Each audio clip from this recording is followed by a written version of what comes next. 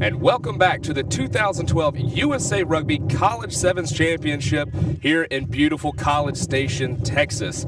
I'm Brad Kilpatrick. I'm here with Inez Rodriguez, and we are here about to cover the Women's Cup semifinal action.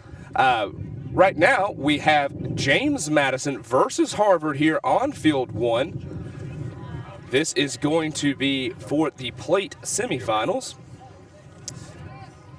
The Harvard women coming in for a score here. For those of you just joining us, James Madison is in purple. The Harvard women are in black. We're about 5 minutes into this first period for the Sevens Rugby. Harvard leads James Madison 10-0. Very exciting match underway here. We had a second try here scored by Alexandra Brown, showing herself to be very dominant in this late semifinal matchup. Well, both of these teams entering in very, very scrappy. They both have done well. Not quite able to get into cup contention, losing in their pool play, but both of these sides have been very physical, certainly play with a lot of heart and intensity, as you might imagine in a championship series like we have here at the National Championship. Both these squads, great, a lot of heart here. Who do you favor in this matchup so far? Well, right now, Harvard is really showing themselves to be dominant. They lost this morning. They weren't able to put much together in terms of offense, but so far, they're doing a great job. Well, Harvard there troubling James Madison with a kickoff, but James Madison awarded a penalty. Referee not liking what they're seeing there at the breakdown from Harvard. James Madison trying to get the ball out wide here. The referee deems there was a forward pass. However, in rugby, you cannot pass the ball forward. We're going to have a scrum to restart play. That will be a scrum to the Harvard women in black. Now, obviously, inside their half here, you don't like to have scrummages going against you if you're James Madison in this territory. No, not really, but, you know, we're close to the midway line. I don't think it's a very threatening scoring opportunity. But it looks like Harvard made something out of nothing there.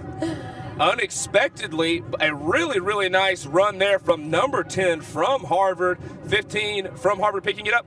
And it looks like we have a score in the corner from number 14 from Harvard women's.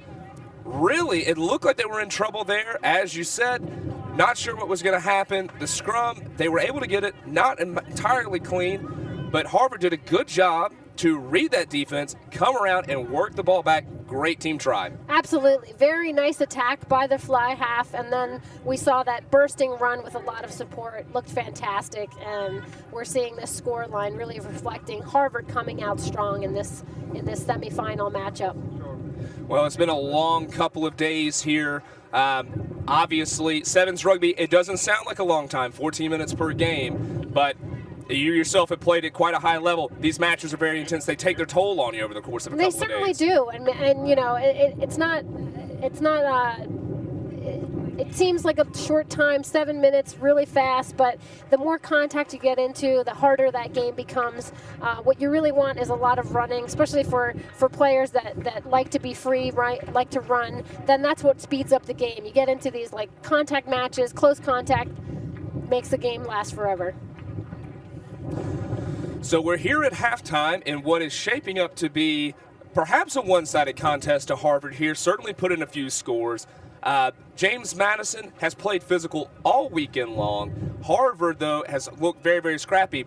Perhaps fitness and just the fatigue of an event really taking its toll on James Madison. What are you seeing here from Harvard that's working so well for them? They are just on the attack. They're able to bust through this very strong James Madison defense, and I think that because they're taking the ball to them, they're attacking, it's really working out for them. Well, it certainly seems to be the case. Harvard with good speed on the outside, working the ball around. Not the biggest team we've seen in this tournament. Not a lot of powerful runners, but they seem to be doing a good job linking up with one another and exploiting that space on the outside. Is that what you're seeing here? That's absolutely what I'm seeing, Brad.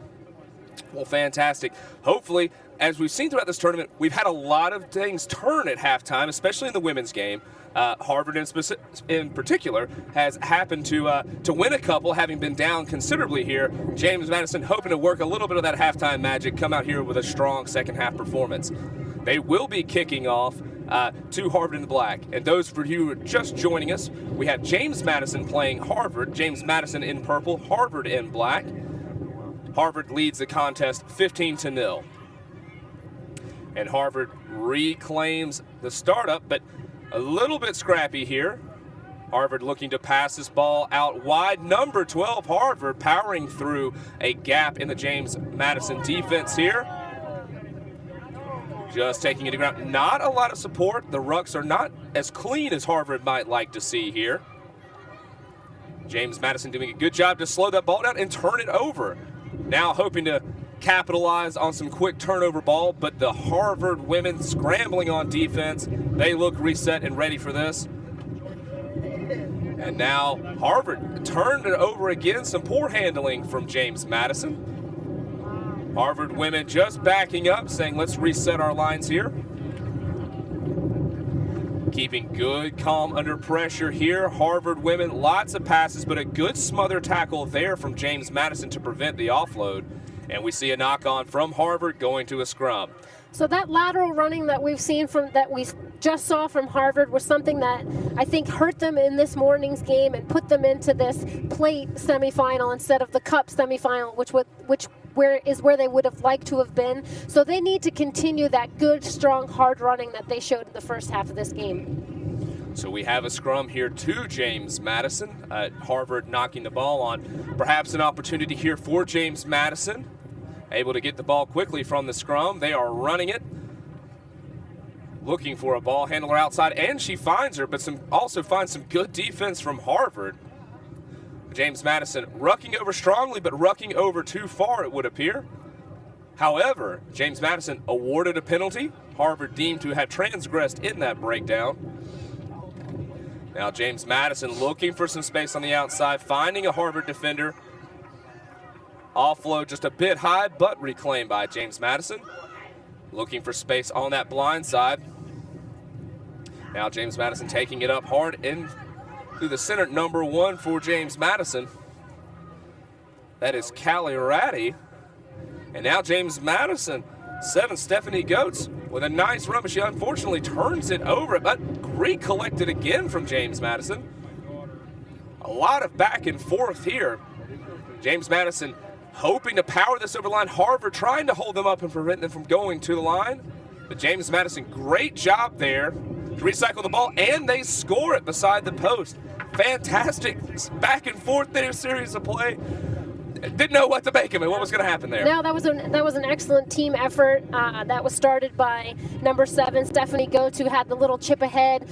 Looked like it could have been a turnover, but it was fielded again by number 7. By one of the James Madison players, who was able to basically keep that play going, maintain possession, and then they were able to score.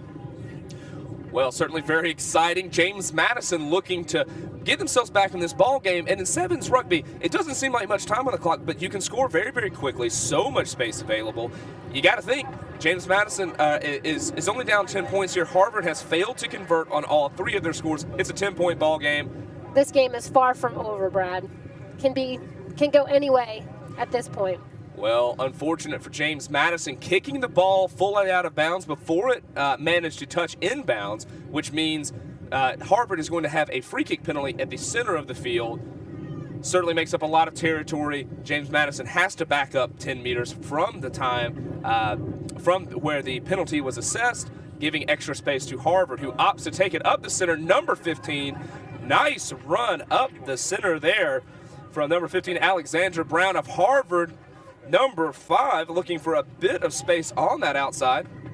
Not quite able to find it. A little bit sloppy here. And James Madison, turnover ball, recovered nicely. She's all on her own. She's got to make this happen on her own, and she is going to do it. Number 7, Stephanie Goetz from James Madison. Great opportunistic try. Collect the ball. Too much speed for Harvard to catch up with. Brilliant individual play there. That was a very nice play. And what we saw is, Harvard is trying to attack. Unfortunately, Harvard's going alone. They don't have much support there. And I think that's what hurt them in the end. That caused the turnover, allowing James Madison to score. And now we have a 3-point game. Well, As we said earlier, a lot can happen in a very short amount of time there. Obviously, Goats changing the complexion of this game with a very opportunistic try, looking like they're maybe wearing this Harvard team out a little bit. How important is this fitness as you see it, Inez?